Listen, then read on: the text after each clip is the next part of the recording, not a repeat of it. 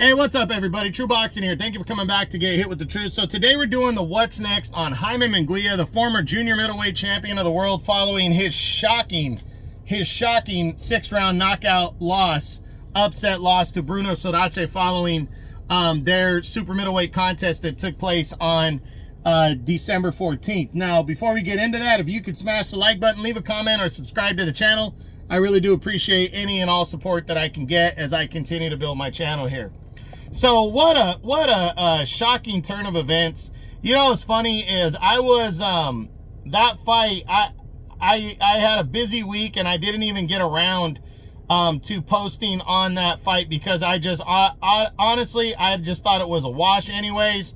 I was kind of bummed because I usually will do it no matter what, but I was just like, Munguia is gonna kill this guy, you know. I don't even need to do a video, it'll be fine, you know, because I was so busy that week. And then Surace scores this monster upset, you know? So, and it just shocked me. It really did, because Munguia, he showed a great account of himself against Canelo. Canelo's still considered to be a top 5, top 10 pound-for-pound guy. We had a big question mark around Munguia. Munguia destroys John Ryder, puts him into retirement, and then shows a ton of heart against Canelo. So I was like, well, this kid's got a future. He looked good against Eric Bazinian in September in his first fight with Top Rank. And then this happens, and devastating to him, you know. And now the big question is, what's next for Munguia following this loss? Well, we don't know. We don't know what Munguia is going to do following this defeat. But, you know, what are the potential options? So let's start with a potential title shot. I don't see it on either side. There's 2 champions holding the 4 belts.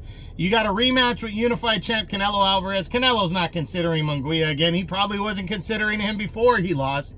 Now he's not. So no way at that one.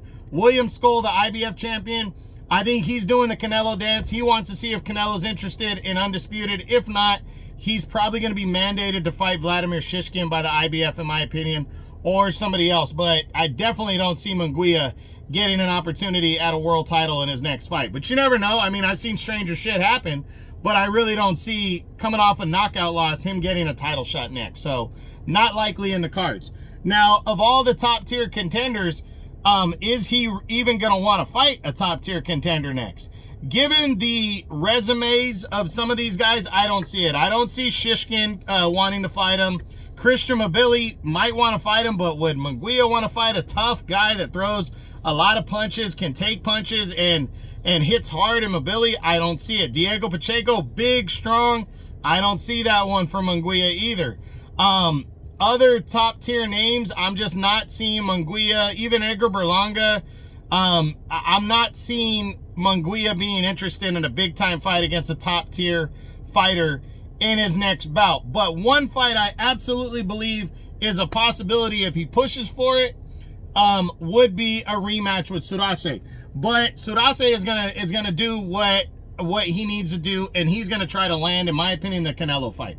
Because again, I said it in his video, he equaled what Munguia did last year. You know, Munguia knocked out John Ryder. That was something that Canelo couldn't do the year before. So he got the Canelo fight, and Canelo beat him. So why wouldn't Canelo consider doing the same thing that Munguia did by fighting Surace? Because Surace has defeated Munguia, who Canelo couldn't knock out, and he knocked out Munguia. So that might, especially with him having an undefeated record, he might get the fight with him. So I think a potential Canelo fight would stand in the way of a rematch. And then potentially Surace seeing more benefit once he sees where he's ranked, of who he could fight besides Munguia first.